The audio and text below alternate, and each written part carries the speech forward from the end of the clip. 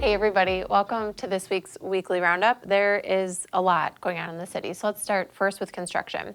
So, Senior Center parking lot update, and if you were at my mayor meetup yesterday at the Senior Center, here's the answer that I didn't have for you yesterday. We are doing fine grading of the Senior and Community Center lot today, Friday, and then we'll be doing the pavement on Monday. So after that, we'll have to do pavement marking of parking stalls, but the take-home message here is we are in the home stretch of that lot project being completed. Also close to the home stretch is the kind of the Emmett, Milwaukee, Washington Street project. We're doing landscaping and fine grading there as well, and we're planning on having the paver come in around Labor Day to get that project firmed up. So a couple more weeks yet there, but we do have an end in sight. And you will start seeing our sidewalk replacement project happening throughout the city. So we do allocate funds each year to do sidewalk replacements, and really throughout the city, we work to identify those spots, and then we bring in people to get those fixed. So just be mindful. You're going to see people working on the boulevards and in our sidewalk throughout the city. So just be careful as you maneuver. Just as you were this week, we did a lot of different, I think maybe like 5 different areas where we did mill and overlay, so replacement of the asphalt just at the top. And those projects went really well. So we're kind of buttoning up construction work for the year. We have done a lot this year, so it's been great to be able to kind of get closer to that ending point earlier in the season. On the Riverside Park walls, so we've been doing some rock prep for the wall replacements and the bridge replacements. And work is going to begin now that Riverfest is all wrapped up with greater earnest, if you will. You will see our contractor there, and we're going to ask for you to please stay away. I know it's hard to not, want to see what's going on, but those projects are construction zones, and so we just want to make sure that we keep people safe and that the contractor's safe. So you'll see the work beginning to happen at Riverside Park. The Main Street Bridge. So we had a milestone of the beginning of August to submit information to the Wisconsin Department of Transportation for our share of the Main Street Bridge. And I'm happy to report we met that deadline. We worked to submit all of the plans that we need submitted. And now we're in a point where we have bids or requests for bids out on the street to begin the work of disconnecting the bridge from the Masonic Temple building and a former foundation that still exists near Bank First. So you're going to see us starting to do work probably like late September, early October. We'll start to begin the work of disconnecting both of the bridge on both sides of the bridge, those buildings. And then that work is scheduled to go until about March. And then as far as we know, we should then be able to begin work on the bridge itself in April, and that should go then through late fall. So I'm being very careful on my words because we've asked the DOT to confirm next spring. I haven't gotten that email yet, but I know that we have everything on our side working to line up for those dates to work. Also on Main Street, but on the reconstruction in 2028 of the roadway. So we have been working with the task force for a couple of years now to make sure that we have everything planned. I don't know that I even realized it, but the road is planned to be reconstructed in 2028. 30% of that design is going to be done by this fall. So that means that we as a city have to have answers to questions. Like where do you see having lights, and where do you want to have a bump out, as an example? So we've been working for a couple of years. We've done public involvement sessions to be able to give us a plan of work. We're now executing that plan of work and are making really some design decisions and location decisions on some landscape architecture features. So if you're interested, the Main Street Task Force does meet next week. We meet virtual and in person. You're more than welcome to join or just follow up on the minutes of those meetings after the fact. Budget meetings started this week with our department heads, so we've started to work more, earnestly on the budget for 2024 and spending a bit more time there. We did get approved through our leadership team internally and also our finance committee our operational goals for 2024, so we'll get those posted. I think it's important for the public to know that these are the goals that we're really aligning our dollars around for next year.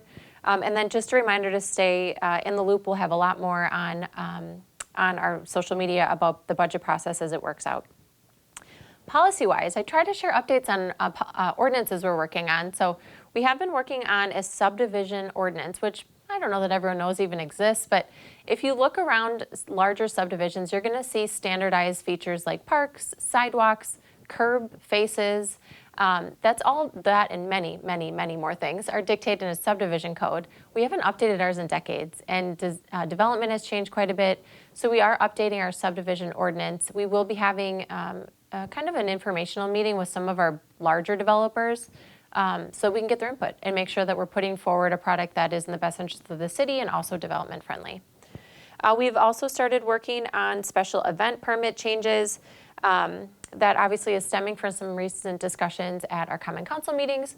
We had our first meeting internally this week. We suspect we'll probably have 2 more meetings, and then we'll get something before public safety and welfare. So that's going to be the point that if this is a topic of interest to you, you would want to pay attention for that meeting to have this item on it. On the recreation front, next week is the last week for discount tickets. So make sure that if you're looking to get to one of those events before kids really get back into school, you're going to want to get discount tickets before the end of next week. And then I did talk last week about the rummage sale at the Senior and Community Center. So if that's of interest to you, go to their page for more info. But that rummage sale is coming up in the beginning of September. And we are really loading up for the fall season. So we have dance classes for kids and adults. We have yoga, aerobics, Zumba, flag football, a skills and drills camp. There's a lot of registration happening right now. But it is also the last week of day camp. So thank you to our day camp leaders and junior leaders. Without those people stepping up and serving in this way, we wouldn't be able to have day camp. And it's a really important resource for the community. So we're thankful for them.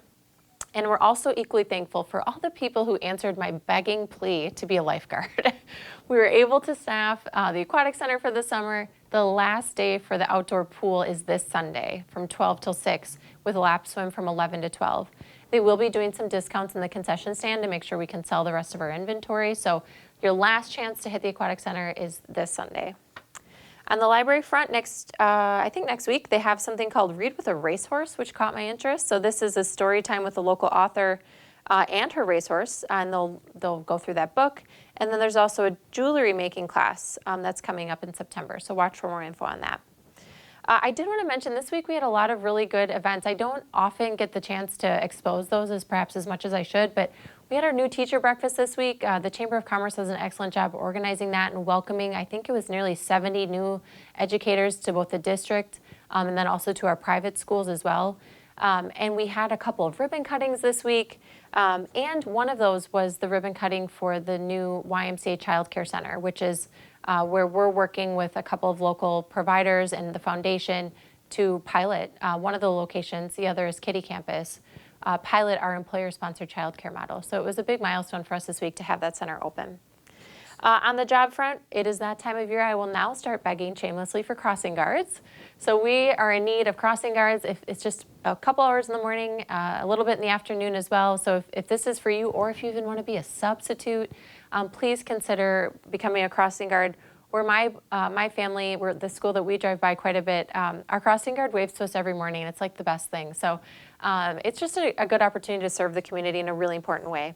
We're also hiring a Parks General laborer, wastewater collection system specialist, firefighters, police officers, and we're now bringing on some of our fall rec seasonal, so instructors, refs, that type of thing. So all that information is on our city website. It is another busy weekend in the city of Watertown. We've had a lot of really great event weekends. Last weekend with Riverfest was phenomenal. I don't have this on my list, but I would be remiss to not publicly thank everyone who supported that festival. There is a core group of people, and then they have a group of volunteers, and then there's our community too that just showed up in a big way. That festival was incredible. So thank you to our original creators, our legacy people, if you will, that created Riverfest decades ago. Thank you to this new core group and all the volunteers that made it happen. It was a really special weekend, last weekend in Watertown. And this one is shaping up to be another. So this weekend, the Elks are doing their summer outdoor festival. Big Spoon is going to be at River Bend. Music at the Museum is next week. And if you want more information, Watertown Tourism has a really nice post just for the last half of August of all of the different outdoor musical events that you can participate in. So there's a lot going on. I hope there's something for you. So have a good weekend. We'll see you back next week.